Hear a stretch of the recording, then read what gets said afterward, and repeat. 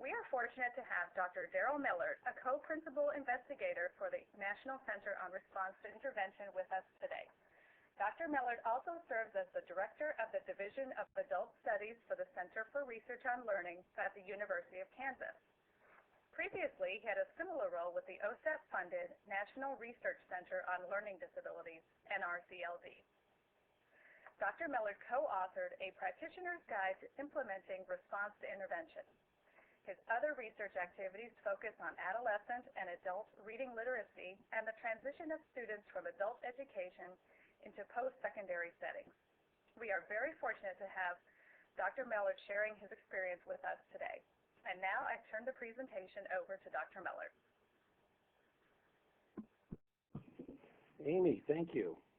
And I'm glad to be here. I also want to acknowledge my colleagues from the university here that appear on this title slide, Christy, Melinda, and Sarah, and also to mention a fellow, Chris Hulman, who's now at James Madison University, and consulted with us on multiple occasions regarding this topic of fidelity of implementation and making it work within the school.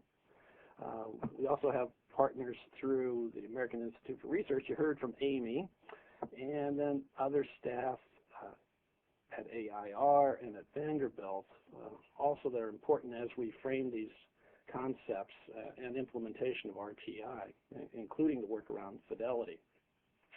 We'd like to begin with an opportunity to get a sense of who's in the audience today, and I'd like to have this, what position describes your participation, and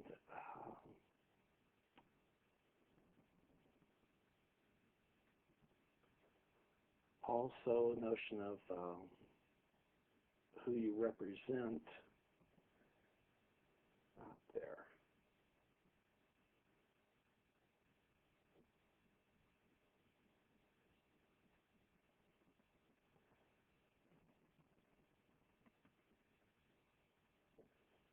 Looks like I skipped over this first poll question about member of a development or implementation team and what level.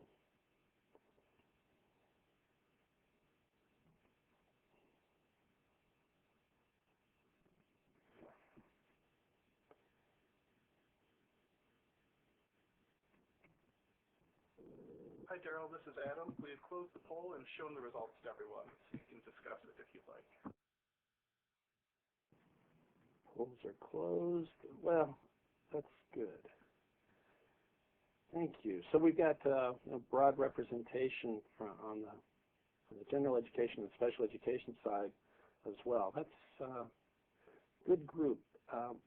As we look through the rest of our agenda, what we'd like to do is break this up to cover your familiarity, your background knowledge, and then some development of fidelity of implementation within your state education agency or district, and then thinking about that implementation within the school. And we do this in the context that while most of our center's work focuses on state education agencies, we know that most of the states with whom we're working are developing sites who can serve as models or exemplars of their RTI implementation. So it's important that as the state education agency staff work with those local districts, that they have this information about fidelity of implementation. So it's in that context that we're offering the presentation today.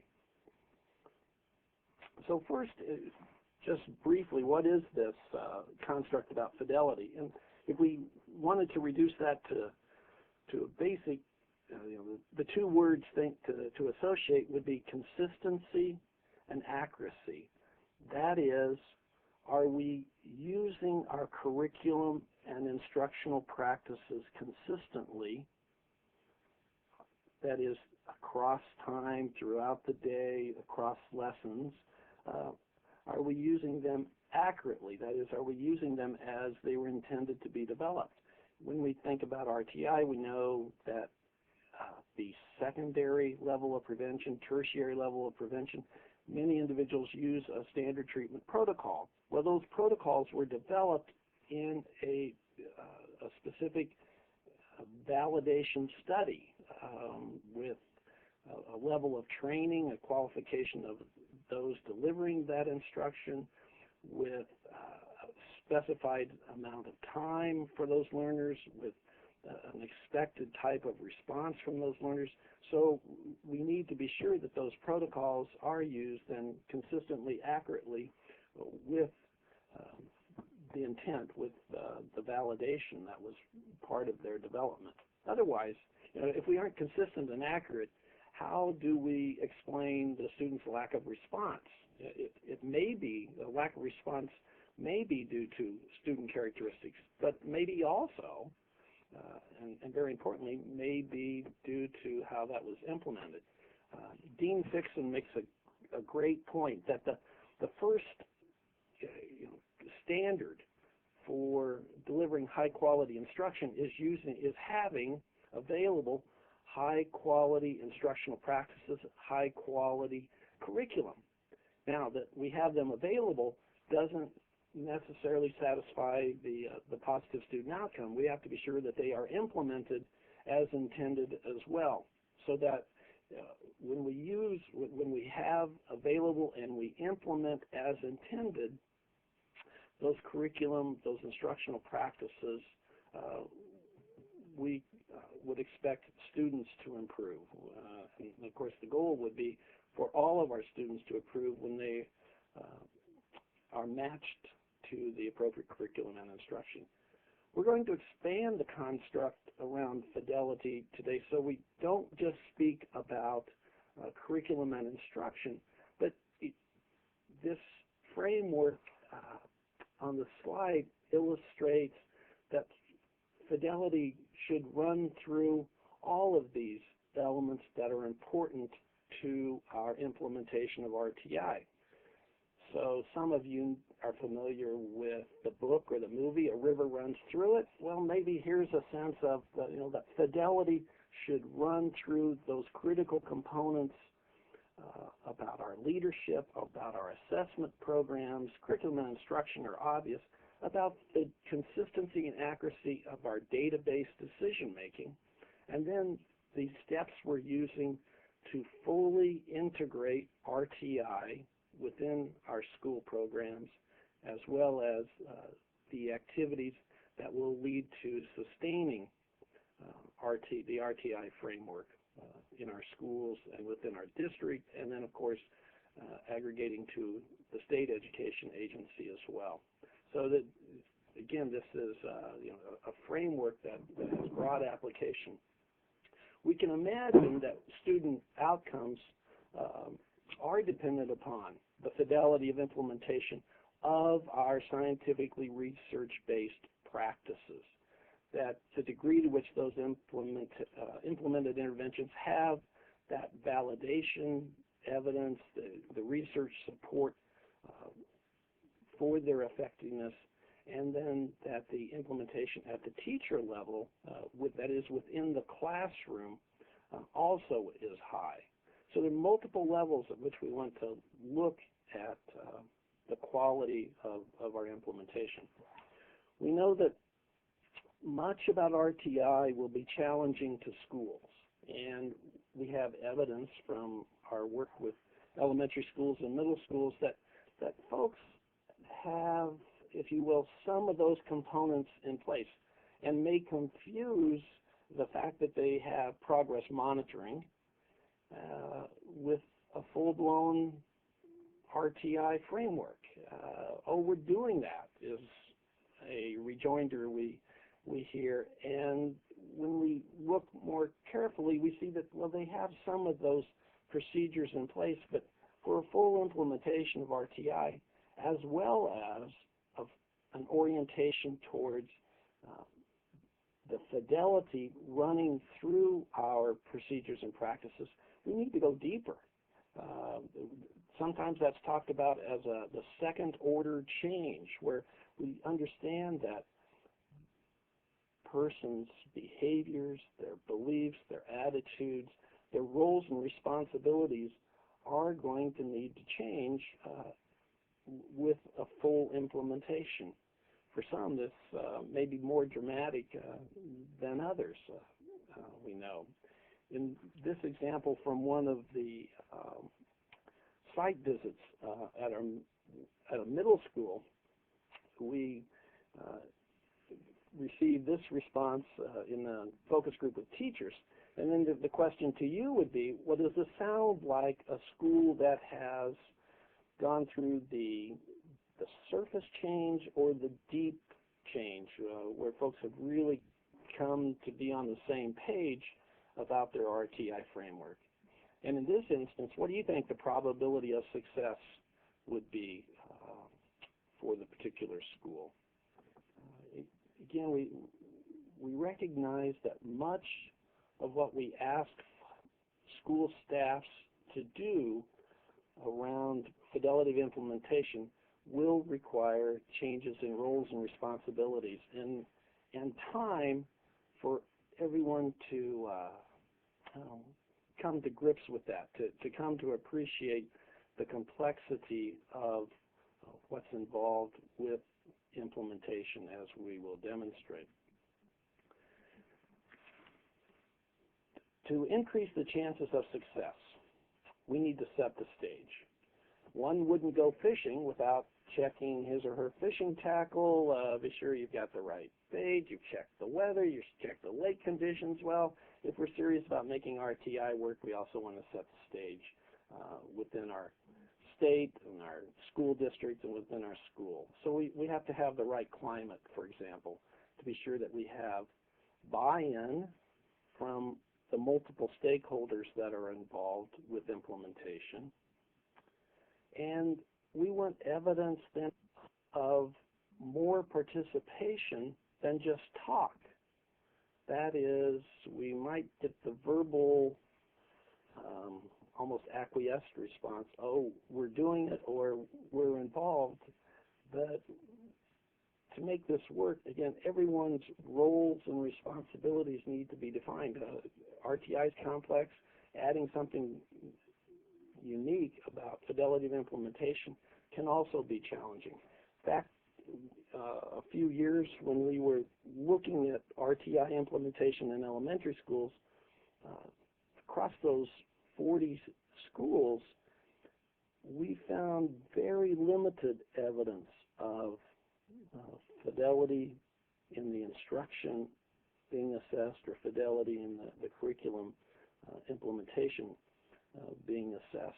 Now, part of that is a limitation on the instruments that are available, but we also know that more and more those instruments are becoming available to help school staff, their RTI implementation teams, or really within a professional learning community, an opportunity to implement or to assess fidelity. So this strong leadership linked with the support systems means that we need everyone leading, if you will, bringing their talents to this task of assessing fidelity, and also understanding that, again, if the goal is about improved learner outcomes, we all have to be there to support this.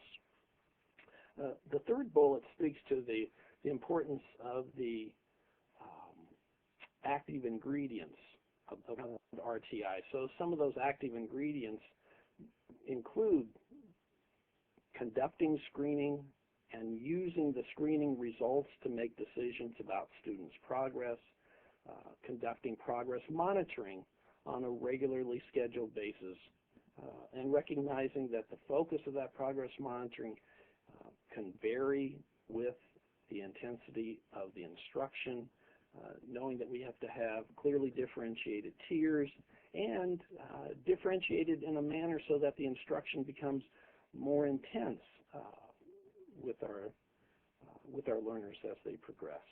So this is important about setting the stage, not only for RTI, but also for fidelity of implementation. We have to ensure that the leadership and the staff understand what's expected, what to do, and have clear communications. This is an important understanding to develop those roles and responsibilities that are going to shift to make RTI frameworks successful within the school. A fidelity, well-integrated fidelity system gives us a check to ensure that the process is being implemented, to make sure that we are obtaining the results as we intended. So again, when it comes to establishing this foundation, having clear expectations of who is conducting what set of activities and when and how those work together become very important. And I need to add, some folks might look at the fidelity checks as an attempt by like school administrators to, or really anyone, to be punitive, I suppose is one way to think of that, as to punish staff who aren't implementing as they would intended. If that's the climate within the school, we doubt that RTI has much of a success, much of an opportunity of being successful. RTI has enough different principles and concepts that it's very important for the staff to come together to get on a shared understanding of what's involved, and that climate has to be supportive. So being supportive is helping one another understand what is expected, helping one another do what is expected, and having the communication so that those expectations, those rules or procedures, if you will, about implementation can be completed. So what does it look like at a school level? So what does fidelity of implementation look like at a school level? And in that, we need to have an assessment system that works in a manner to inform us about students' risk status, that is, possibilities of having reading or other achievement-related difficulties. We need an assessment system that informs us about students' progress within grade level or curriculum standards.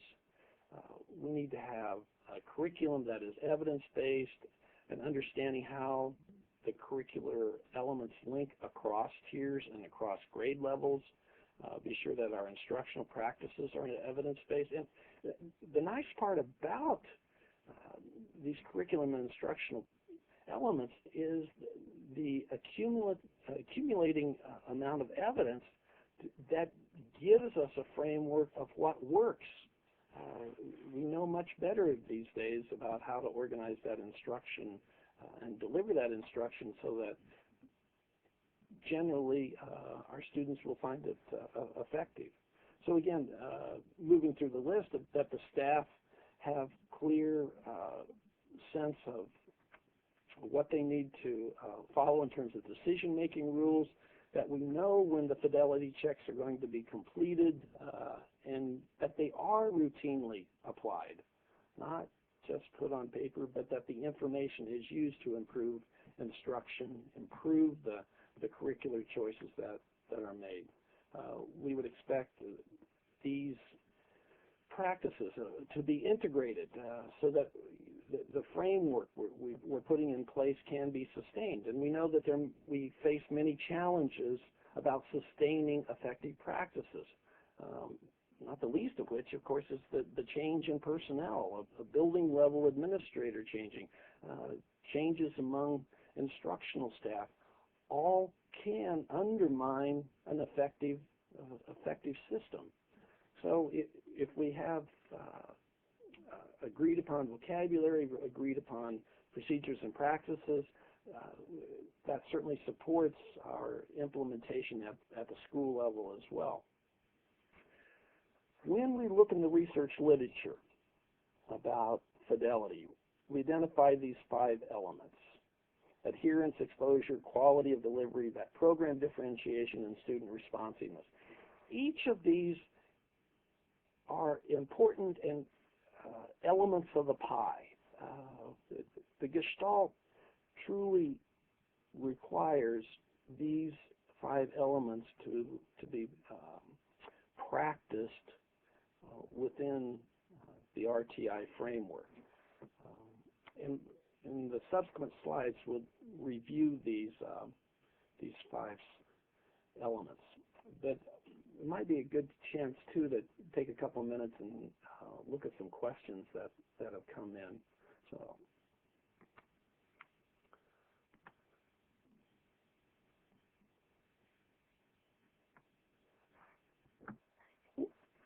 one of the questions that was asked earlier was about dual discrepancy, and within that, let's see, how did this go? The question says, if a school is using a dual discrepancy model, what do you recommend for a non-responder and more than one standard deviation from the class performance?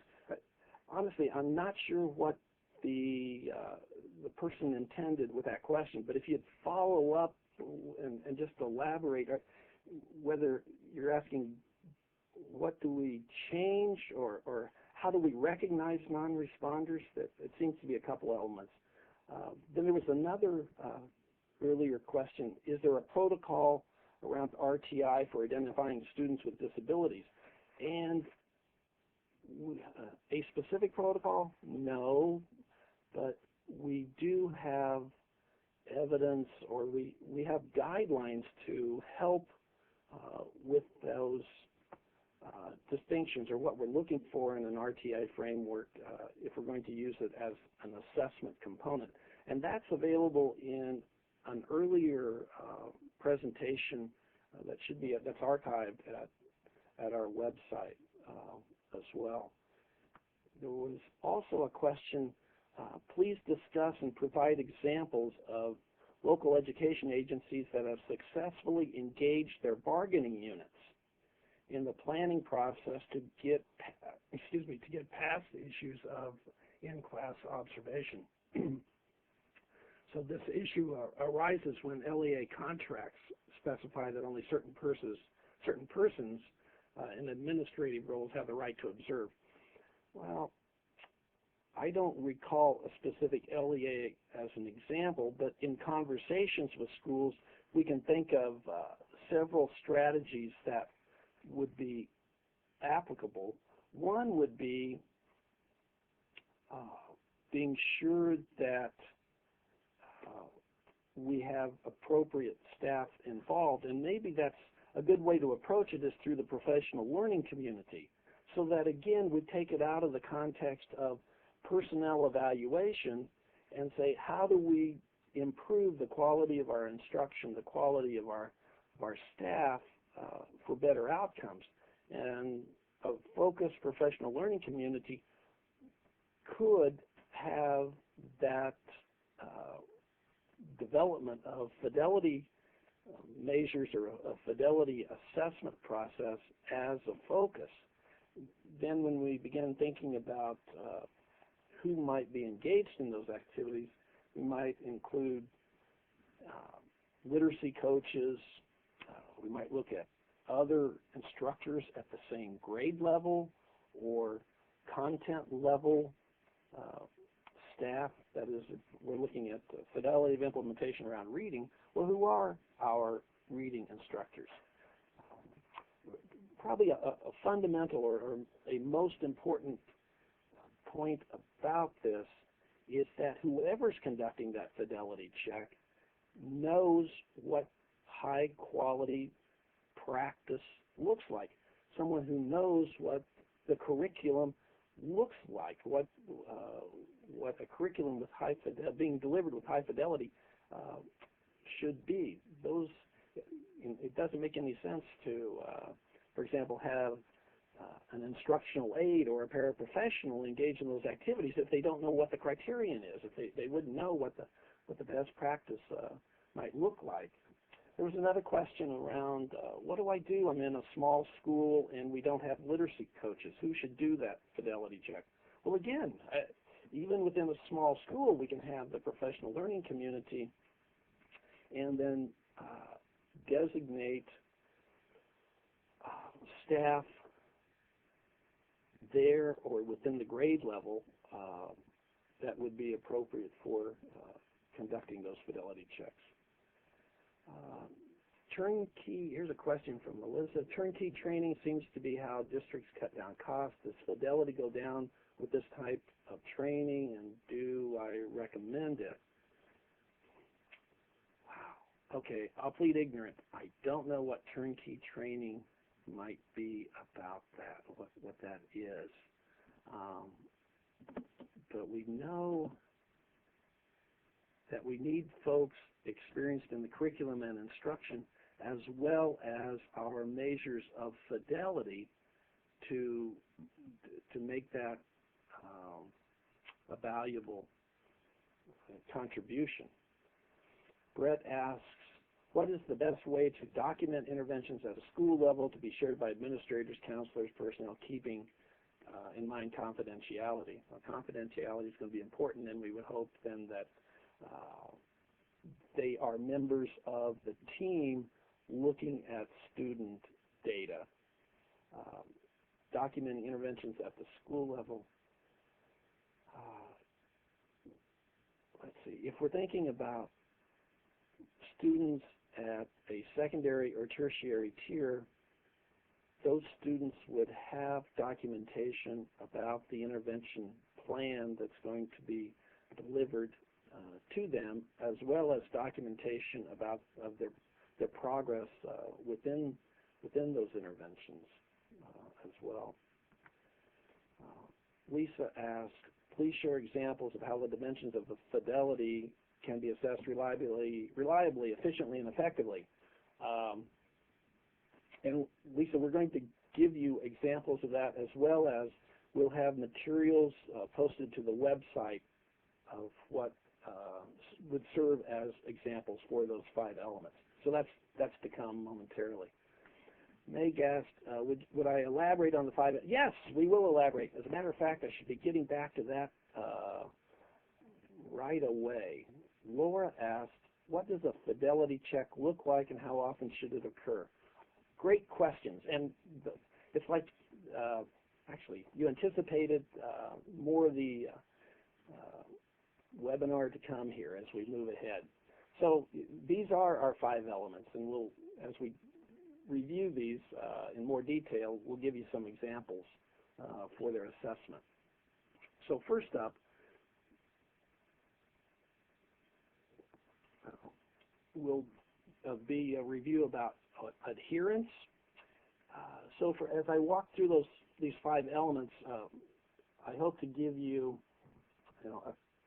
a definition of what that is, as well as then some examples that one might use. And we've got some other examples later in the presentation.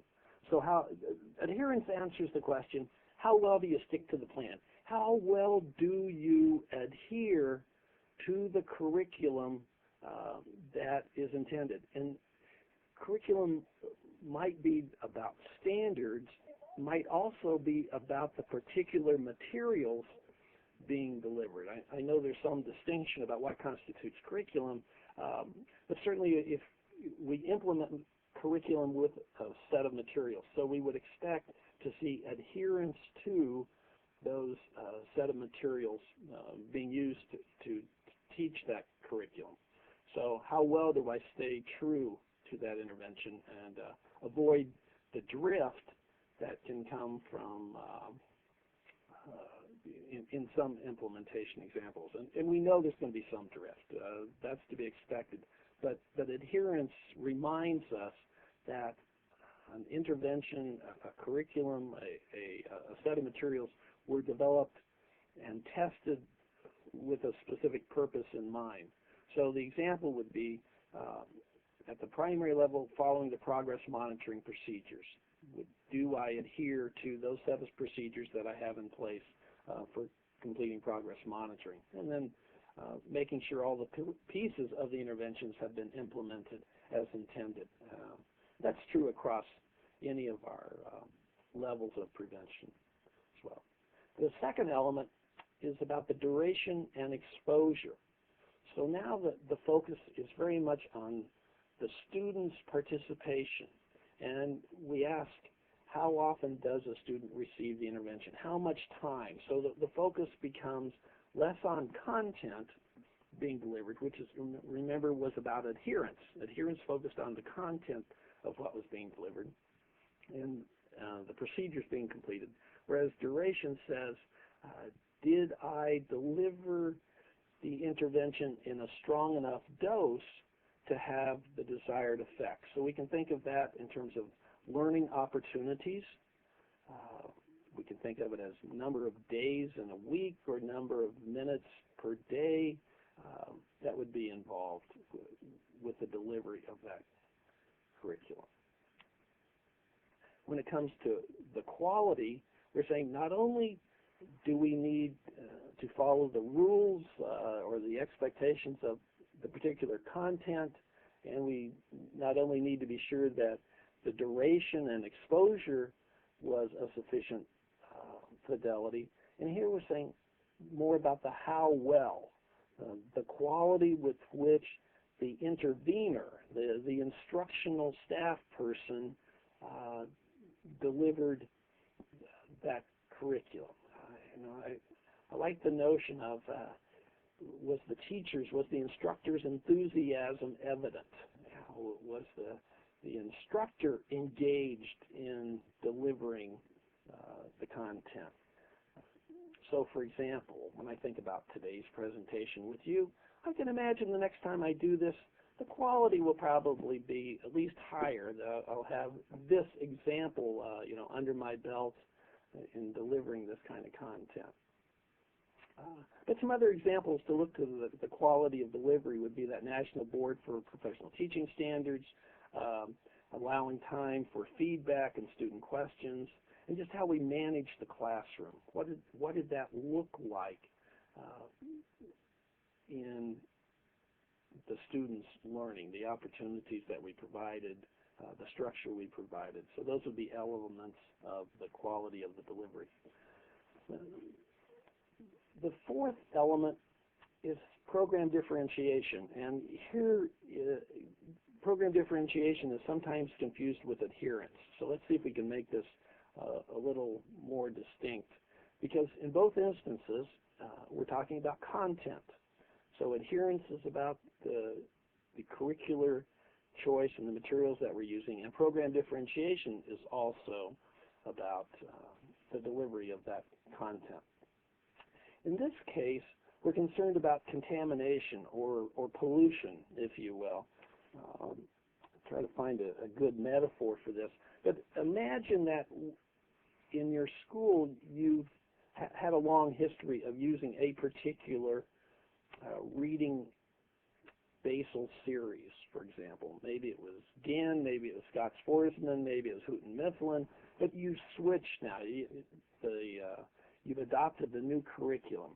Well, one would expect that the new curriculum would be implemented, is what we've expected to see teachers using.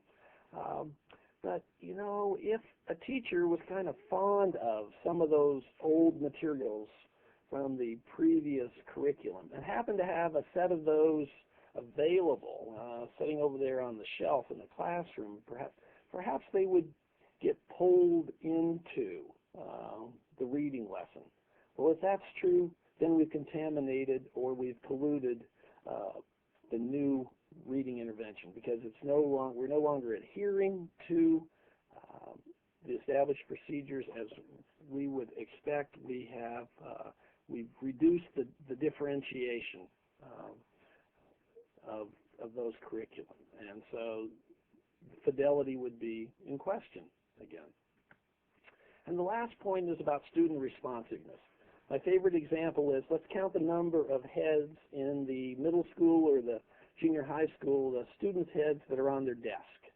And that would probably be one quick index of student responsiveness. Are the students engaged? And so these are critical examples. We can have high adherence, great exposure, an enthusiastic teacher doing a great job delivering, and we may have clear program differentiation.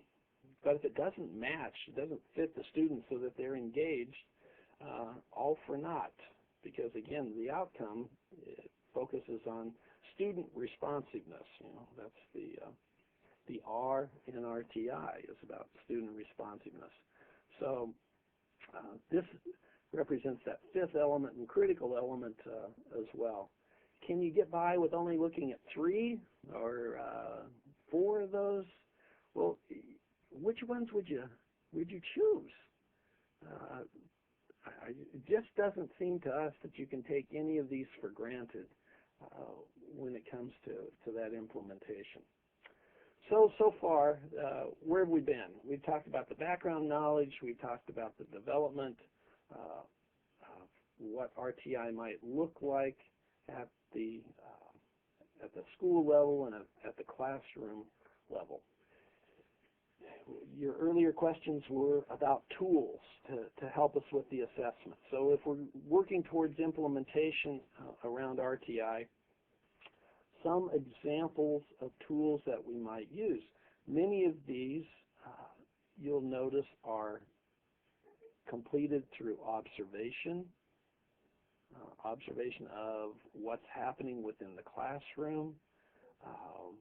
We might also use self-report checklists. That is, an instructor might self-report whether he or she implemented the components of the curriculum as intended. Generally, we don't see the quality of that as high as we do when we have that third-party observer, or in the case of looking at student performance.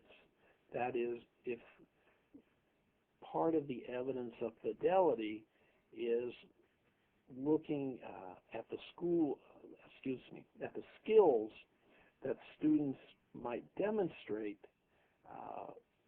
we need to have that as a framework, using student responses as some of that evidence of adherence or exposure to the particular instructional strategy or instructional practices. If we teach students, for example, a reading comprehension strategy, and they are able to repeat to us the steps that are part of that reading comprehension strategy, well, we have one index of fidelity, don't we? We have a framework for saying, yeah, if they can repeat those, then and they don't add their own steps, well, we'd say that there was probably high adherence to the instruction as well.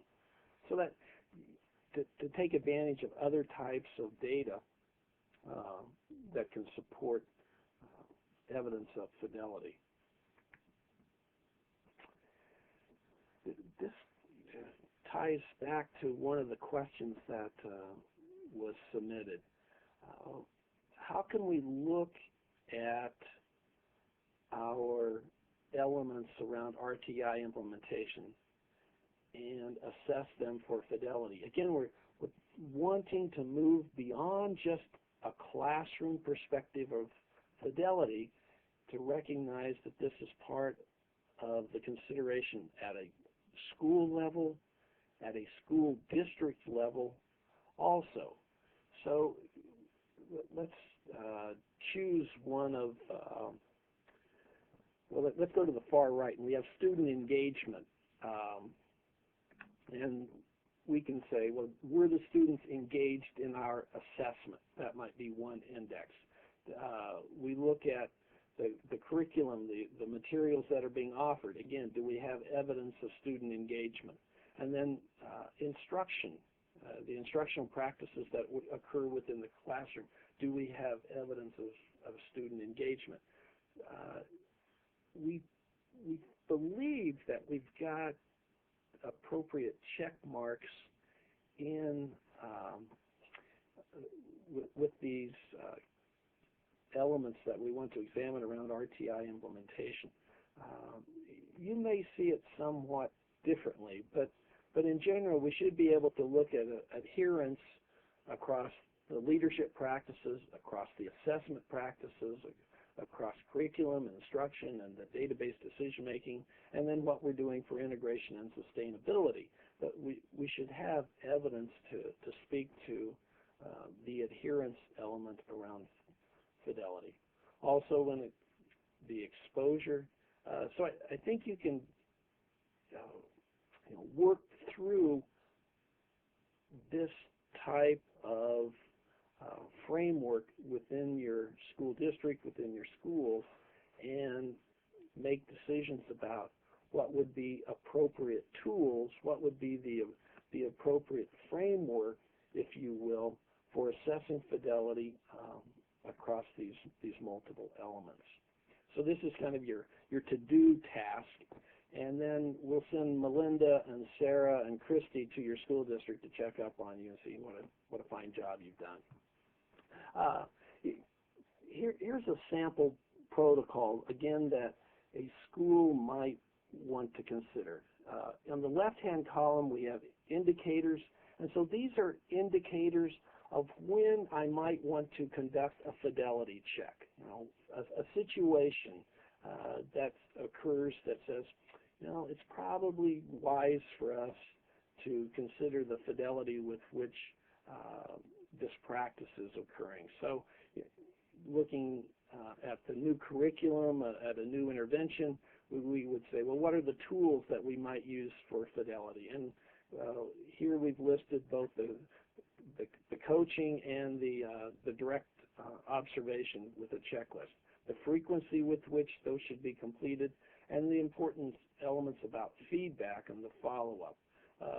Let's imagine that we have a new building administrator within the school. Well, that certainly sounds like an opportunity for some of the fidelity that had been established to drop away. But if we use some of the student data, the school data, the observation of what's happening within the classroom, a principal uses a walkthrough, actually, rather than walking through, a sit down and observe procedure, we can again get an understanding of what high fidelity might look like.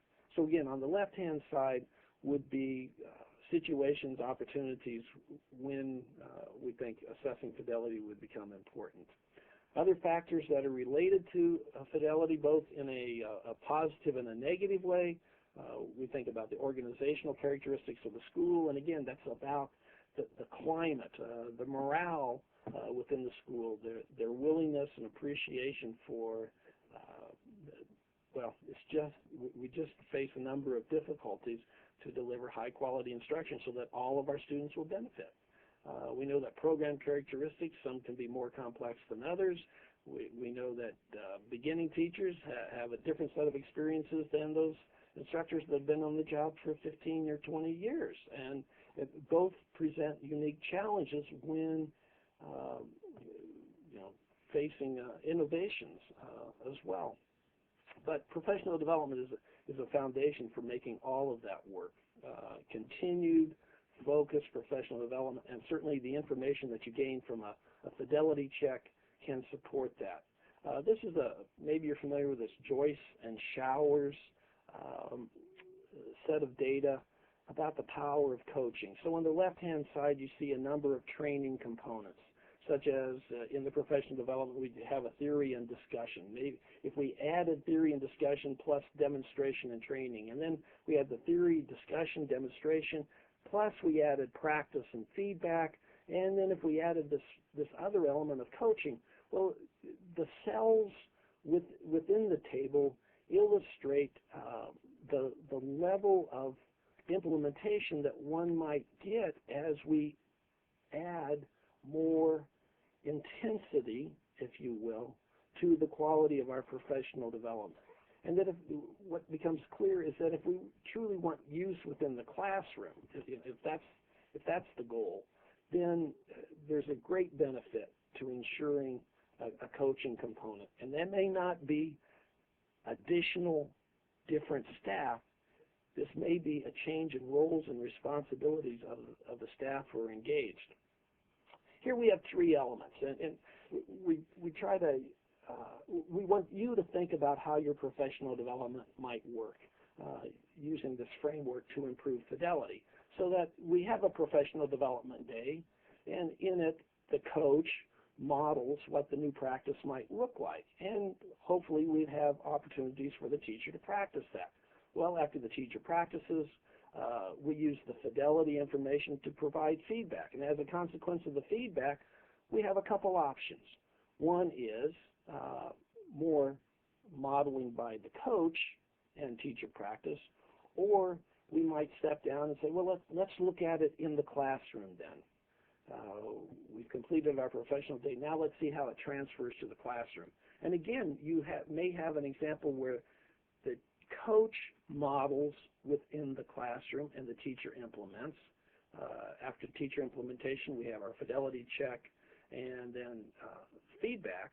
But the other option, okay, you may go from the professional development day to the teacher implementation. So this gives you another opportunity in which the teacher implements and we have someone completing the fidelity check and providing feedback, at which, again, you have three options. The teacher could return to implementation again. Maybe we want to have more classroom modeling. Maybe we want to go back for additional professional development. Particularly, I'm sure you'd be pleased with an opportunity of professional development at the University of Kansas, especially during basketball season. So maybe that's an option for you as well. And we'd be glad to work with you on that. So practices to ensure fidelity. Be sure that the components, the procedures and techniques are well described. We need these as a rubric, if you will. We need to have expectations spelled out for folks so that the roles and responsibilities are clear, so that we have the staff clearly delineated, those tools in place so that it flows well within the day-to-day operations of the school. And we want to make this link between the fidelity data and outcome data. The research literature is pretty clear. And anytime we have higher fidelity of implementation, we have better results. That applies whether we're looking at in the chemistry lab, the hospital setting, the doctor's office, when you take your car to the mechanic. If the rules are followed, if we follow those procedures, we're going to have higher fidelity. We'll have better outcomes as well. So the story I was told yesterday, though, was that in the future we'll just have two persons in the workplace,